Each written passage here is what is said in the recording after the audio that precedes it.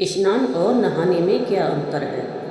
एक बार देवी सत्यभामा ने देवी रुक्मिणी से पूछा कि दीदी, क्या आपको मालूम है कि श्री कृष्ण जी बार बार द्रौपदी से मिलने क्यों जाते हैं। कोई अपनी बहन के घर बार बार मिलने थोड़ी जाता है। मुझे तो लगता है कुछ गड़बड़ है। ऐसा क्या है जो बार बार द्रौपदी के घर जाते हैं। तो देवी रुक्मिणी ने कहा, बेकार की बातें मत करो, ये बहन भाई का पवित्र संबंध है।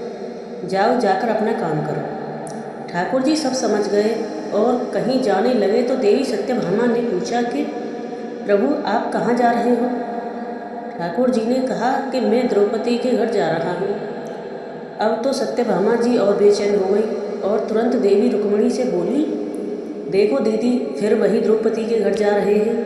कृष्ण जी ने कहा कि क्या तुम भी हमारे साथ चलोगी। तो सत्यभामा जी फौरन तैयार हो गई और देवी रुक्मिणी से बोली, दीदी आप भी मेरे साथ चलो और द्रौपदी को ऐसा मजा चखाएंगे कि वो जीवन भर याद रखेगी। देवी रुक्मिणी भी तैयार हो गई। जब दोनों देवियां द्रौपदी के घर पहुंची तो देखा कि द्रौपदी अपने केश संवार रही थी। जब द्रौपदी केश संवार रही थी तो भगवान श्री कृष्ण ने पूछा, द्रौपदी क्या कर रही हो। तो द्रौपदी बोली, भैया केश संवार कर अभी ना आई हूँ। तो भगवान बोले, तुम काहे को केश संवार रही हो। तुम्हारी तो दो दो भाभी आई हैं, ये तुम्हारे केश संवारेंगी। फिर कृष्ण जी ने देवी सत्यभामा से कहा कि तुम जाओ और द्रौपदी के सिर में तेल लगाओ, और देवी रुक्मिणी तुम जाओ द्रौपदी की चोटी करो।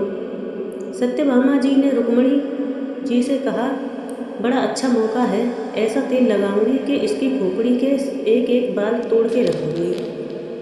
और जैसे ही सत्यभामा जी ने द्रौपदी के सिर में तेल लगाना शुरू किया और एक एक बाल को तोड़ा तो बाल तोड़ते ही आवाज़ आई, हे कृष्ण।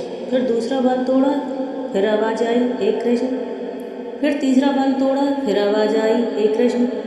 सत्यभामा जी को समझ नहीं आया और देवी रुक्मिणी से पूछा, दीदी आखिर ऐसी क्या बात है।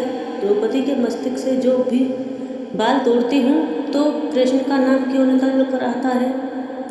रुक्मिणी जी बोली, मैं तो नहीं जानती। पीछे से भगवान बोले, देवी सत्यभामा, तुम देवी रुक्मिणी से पूछ रही थी कि मैं दौड़ दौड़ कर इस द्रौपदी के घर क्यों आ जाता हूँ। क्योंकि पूरे भूमंडल पर, पूरी पृथ्वी और कोई संत, कोई साधु, कोई सन्यासी, कोई तपस्वी, कोई साधक, कोई उपासक ऐसा नहीं है जिसने एक दिन में 3.5 करोड़ बार मेरा नाम लिया हो। और द्रौपदी केवल ऐसी है जो एक दिन में 3.5 करोड़ बार मेरा नाम लेती है।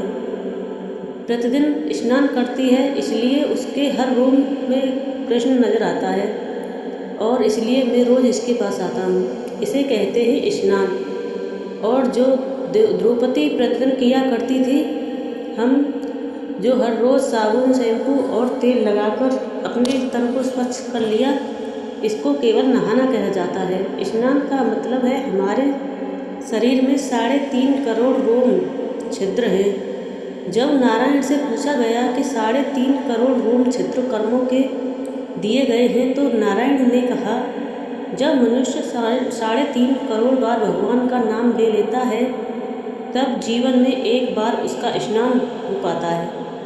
इसको कहते हैं स्नान। श्री कृष्ण का नाम तब तक जपते रहिए जब तक 3.5 करोड़ बार भगवान का नाम ना जप ले। जय जय श्री राधे कृष्णा जी।